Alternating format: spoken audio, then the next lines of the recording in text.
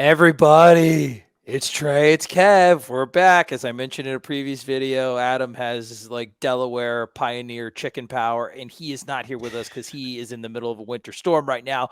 But it's me, Trey Rowland. I'm here with Kevin Little. We are back for another transfer portal film breakdown sponsored by Noles 24/7, the best website in the history of Al Gore's internet. That's right. And we're here to talk about Alabama wide receiver, portal transfer commit, Malik Benson, 6'1", 195 pounds. He was a junior this past season at Alabama. Prior to that, Florida State was actually familiar with his recruitment. He was the #1 JUCO prospect in the country coming out of the picturesque Hutchinson, Kansas. So this is an interesting prospect. He's coming to Florida State. Speed is the name of the game. Kev is the offensive guru. We talked about speed in our last video with Jalen Lucas. What do you think about this commit from Mike Norvell and the ever speedier Florida State Seminoles? Yeah, where I think Jalen Lucas might have been a guy that has a good 20-yard split on his 40-yard dash. I think this is a guy that's going to have a good 40-yard dash, good 100-meter dash. I think he was a track guy at some point in time, and that really shows in his highlights. Yeah, I think so. And he's extremely productive at Hutchinson. His first year, 43 passes, caught 11 touchdowns, 1,200 yards.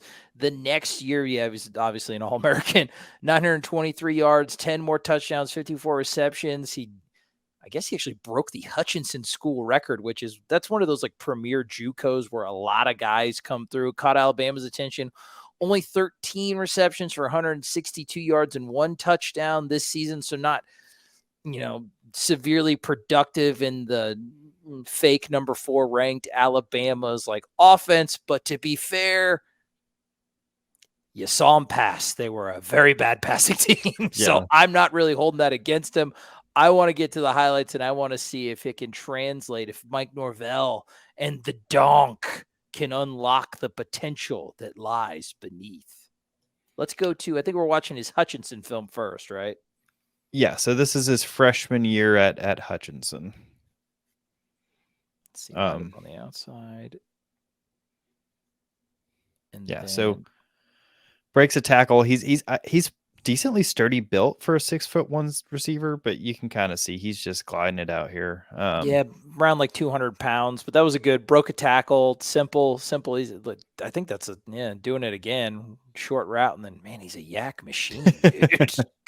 Yeah, those first few steps. And to be transparent, that it's going to be easy to think of this as high school tape, but these players are better than your average high school players. These are guys that are trying to be Division I players. Like, this isn't like this is that Jayhawk league. This is that Jayhawk JUCO league in Kansas. So like Last Chance U, all those guys like that. This is like one. It's the one southern one, I think, that's located in like Mississippi, and then this league is like the premier. This is one of the best JUCOs in the entire country, and this is littered with dudes that get the attention of a lot of D1 programs like Jermaine Johnson. Like, this is that type of level of football when Jermaine was a JUCO guy. Yeah, and so he's not running away from scrubs. Those first few steps off the line are pretty darn impressive. So are those last few, dude. That's true. Hey, look, where do you see him fitting in, man? You see him fitting in on the outside? Where do you think that he's going to? That's actually a nice route. So Alabama fans in general, the take on this guy, he didn't get many touches last year with the wide receiver core that wasn't very good at Alabama. And a lot of that was, they claimed he couldn't get open. PFF grades aren't super high on the kid. This is a good looking route, though. Yeah, nice separation there. And then that, if you can just get the ball in the kid's hands, right? Like, like you said, the sturdiness, Kev, he's tough to bring down. People bounce off him. Yeah, the thing is, you hear 6'1", and you might be tempted to say a slot guy, but I do think, I think his skill set is strangely like DK Metcalf in the sense that he's a guy that you want to run some slants with to try to get those corners flat-footed. Then you want to turn around and, beat him over the top, right? So you've got a guy with speed, You don't need to be running a ton of twirl routes with him. You don't need to Oh be doing God, anything fancy. You want this guy to be going downfield, and you want him to be going downfield quickly. that poor corner. He looked like he pulled something there on that route. He doesn't. So he had very few drops. I think he only had one on the season at Alabama. But what was strange was he got 21 targets and only 13 receptions out of it. So that kind of tells you a story of, potentially something going on there where, either he wasn't getting open or he wasn't getting delivered good passes, which, I'd like to see him in like sort of that game plan that we had for Keon in that LSU game, right? Like he runs a slant very competently, and you saw in the play before this one, that corner bit so hard on that slant and go like that. I think we probably just like see more slants in general from the Mike Norvell offense, right, Kev? Yeah, I mean, I think this is a guy that fits kind of what Norvell wants to do. He wants to be a vertical offense. They don't run a lot of routes that are particularly complicated. They're just going to try to beat you downfield. They're going to try to just kind of get open and make it easy, life easy on the quarterback, make reads easy, make routes easy for the receivers to run. And I think this guy's a natural fit. I think he's someone that I wouldn't be surprised to see kind of break open a few It's a tough catch. within Norvell's system. I think so. And man, when you pair him with the last highlight that we watched of the Indiana transfer, Jalen Lucas, down the field, down the field, down the field, down the field, like this is it pairs what this is a very cohesive transfer portal class on offense, the way all these dudes fit together and what they do, and they all really complement Mike and DJ's skill set, right? Yeah, I mean, I think you want a guy that can win over the top. You want a guy that, Jordan Travis was a great quarterback. He didn't have the arm strength to really deliver a ball 40, 50 yards downfield on a rope to someone who's getting open. And DJ has that ability to make this throw right here. Guy gets open, safety's coming across to kind of close that gap, makes the throw in the pocket, and he breaks downfield. So I think he's a guy that kind of, with DJ's arm, with his ability to kind of withstand hits in the pocket, you're hoping can buy an extra second to hit the ball 40, 50, 60 yards downfield, where this guy's 10-4 speed in the 100-yard dash is going to really start to pay dividends against a cornerback. Yeah, I think so too. And I think that these highlights really, yeah, he looks good, man. Like there's some tough catches in the end zone, tough catches right there. It's not all just kind of like a long ball merchant. Like there's some legitimate wide receiver skills there.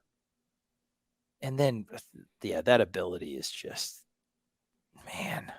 Yeah, the speed really stands out. And so I think it's kind of instructive to kind of not just look at how his speed looks against community college players, but let's watch SEC speed. Is that what you're suggesting? Yeah, we got a few plays SEC speed. He only had 13 receptions, but on those 13 receptions, to be fair, there were pretty big plays. I mean, what did you say his yards per reception was?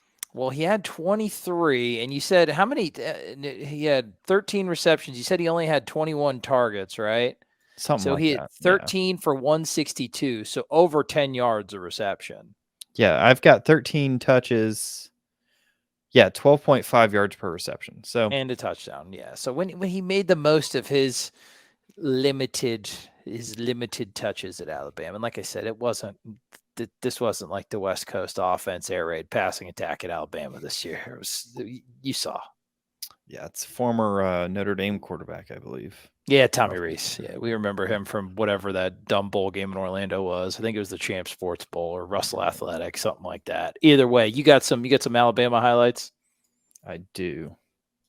Pull them bad boys up right now. All right. Oh, this is the most important football game that ever happened in the history of the world, Alabama, Texas. Yeah, the one that needed to happen twice, but didn't. It's so stupid, dude. All right, so here he is. He's going to run kind of a dig. That was kind of most of what they used him for. You can see Texas is pretty soft. They're kind of letting those underneath routes get there. It's a good cut, right, on that route? Yeah, it's a fine cut. It's kind of hard to know. One of these two guys is wrong, I would assume, because they're a little bit too close here. I would assume maybe he's not running the right route. I would think that his job is to cut kind of here, kind of open up that post behind him. But either way, Nice catch, but that's like you said, there were some questions about ability to get open, maybe his fit in this offense. We got to see. I'm glad we're getting him in before spring ball to get him integrated. This against Mississippi State. yeah, so he does a scramble drill. He comes back, gets the ball. Yards after the Nothing to see catch. there. Yeah, This but Kentucky good tough one, run after the catch. this Kentucky catch, they kind of showed the last play replay instead of actually showing the play on the field. Thanks, ESPN. But here you can see it was a screen pass. So clearly they felt later on in the season he was an athlete worth getting the ball in the hands of against a pretty decent Kentucky defense. You can see kind of how solid he is. He's not easy to bring down in space. Maybe that'll transfer over to blocking. Who knows? It's hard to tell kind of what he's going to be like in that arena. I'm impressed with him after the catch, man. Like these are, I mean, that's Alabama's last game of the regular season that they should have lost. But this looks good, dude. Like I like watching this. Like this is going to be fun when he gets the ball in Tallahassee. Yeah, he's a fully developed athlete. And I think he has some yards after catch upside to him. And you can see that they're not really trying to run him deep. And that might be because, you can see here also, just like Texas, Tennessee's kind of playing pretty soft on him. He's up here at the top of the screen. He's going to run a dig, kind of take advantage of this dropping cornerback. But that's the kind of space you get opened up, right? He's worried about Benson's speed here. Mm-hmm. He's got his hips turned and running that direction.